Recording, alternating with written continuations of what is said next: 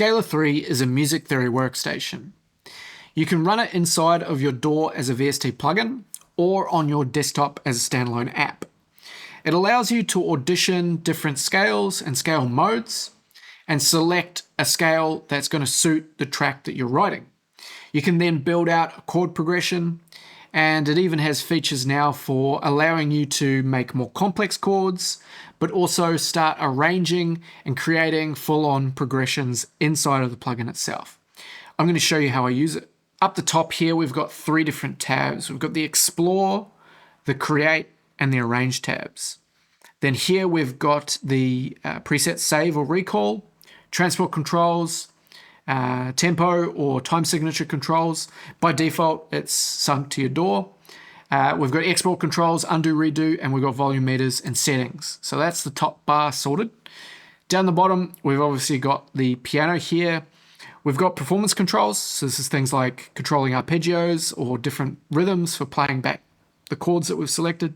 We'll take a look at how the performances or the motions work as we get deeper in. We can humanize the playback, so we can add swing, velocity, timing, whatever else. Scale lock here, so we can lock the keys down here to whatever scale we've selected. We've got voice grouping, so we can play back the chords with different voicings. And then we've got semitone control over whatever we're playing. We can pitch it up, pitch it down. Up here, we've got this split into 3 different sections. We've got chord set, current scale, and main track. So here we can actually filter whatever scales are shown to us down here. So we could say we want Arabic scales, and then we could even say, okay, well, in the key of F, and then it's going to filter. We can then audition by pressing play, and it's going to play back that scale so that we get a feel for how it sounds. We can stop the playback in the middle by just pressing the play button again. I'm going to clear the filters. I'm going to say I want the note or the key of E, and I'm going to select the Phrygian scale.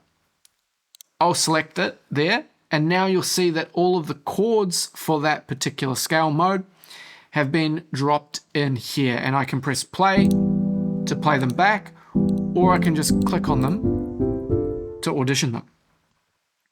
I'm going to say that I want E minor to be the first chord in my progression. So I can grab that and I can pull it down here to the main track. And this is where I can actually build out the chord progression that I want that's unique to my track.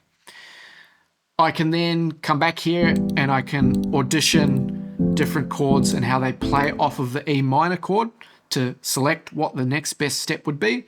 And I'm going to say I want to step to G major.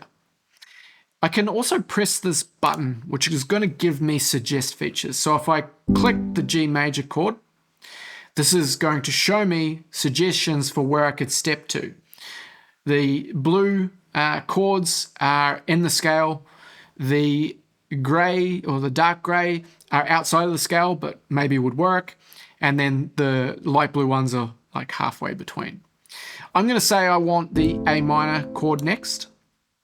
Then I select that A minor chord and we'll see the suggestions change, and I'm going to go to C major.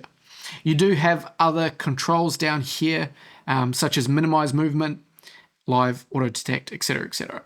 So you can play around with them. I've already decided on what I'm going to pick, and so this is my progression. I'm going to go ahead and press play.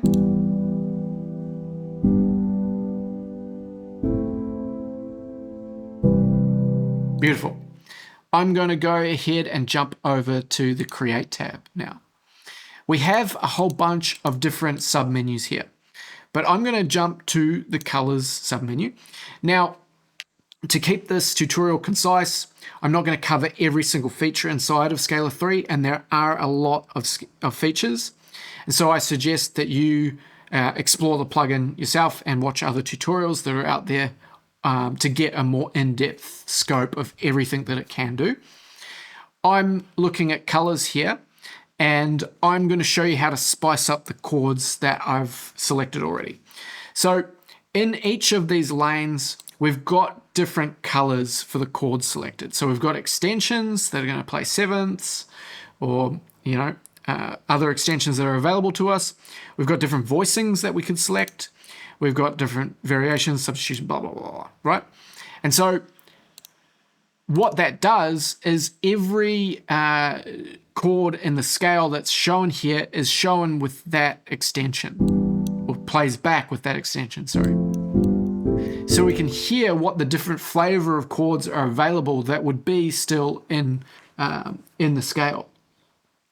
And so I want to use this one, voicing number 1. And the reason I want to use that is because it adds, if you pay attention to the notes that are being pressed, it adds a very nice lower octave note there, and it makes it sound fuller. So I can achieve that by dragging that down and dropping it in there on top of the chord that I already had, right? So you can see I can drop it in on there and just replace it. And then here I could also just actually turn on the dynamic grouping, voice grouping, sorry, and it's going to give me the same result if I play just the regular E minor chord. It does the same thing. It adds in that lower bass note. And so with that selected, all of these chords are going to be played in the same voicing as that. Great.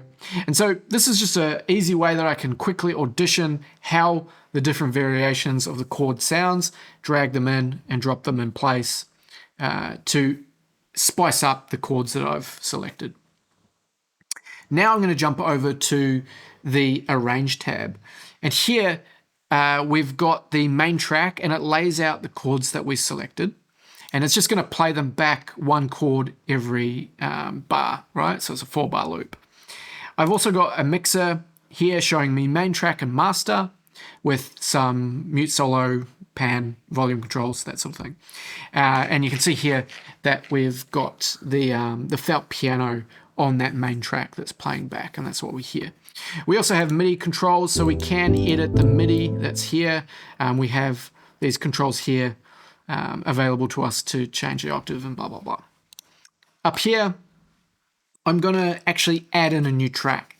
And so this is a really cool feature. You're going to love this. So I'm going to show you something really nice. So I'm going to go to articulations or expressions. Yeah, I'm going to go to rhythms.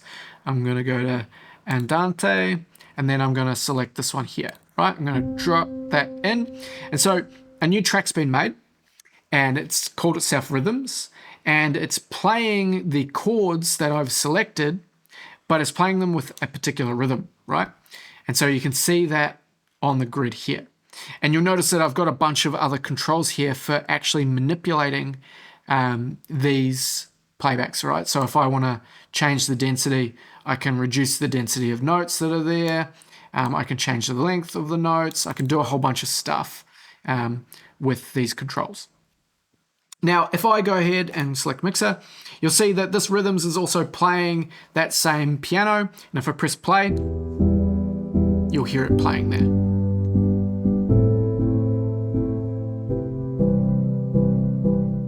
Now, if I want to loop that, I can turn loop on there and it'll just keep playing back. Now, what I want to show you is a really nice new feature.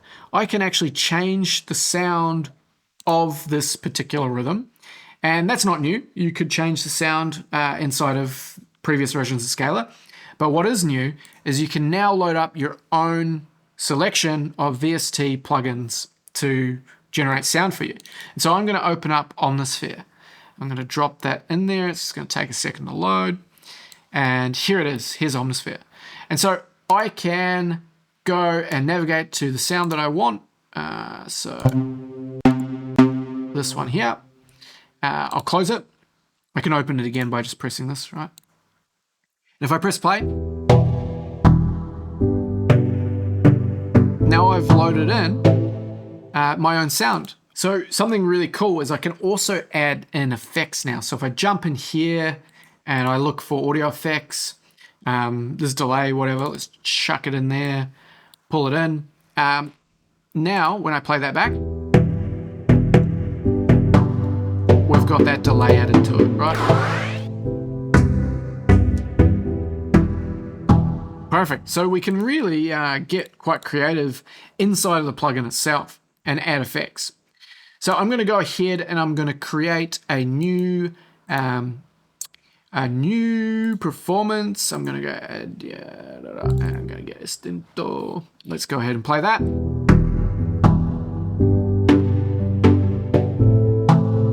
And I can open that up, go ahead, get Omnisphere, and load up a sound that I like on this as well.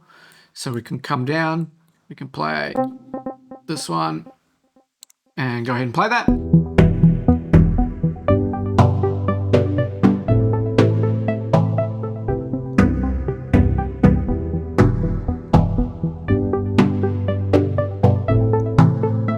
Great.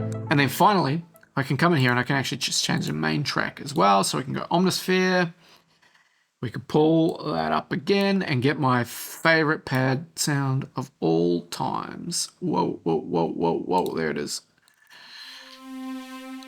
And play that.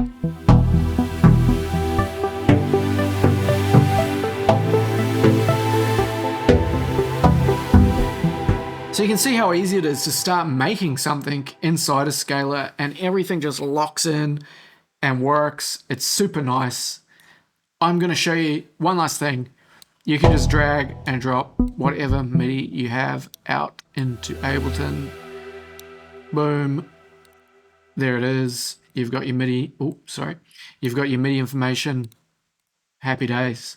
That's just scratching the surface of the full potential of the Scalar 3 plugin. So I hope that you enjoyed this video and got inspired. If you want to grab a copy of Scalar 3, the link is in the video description. And I'll see you again in another video very soon.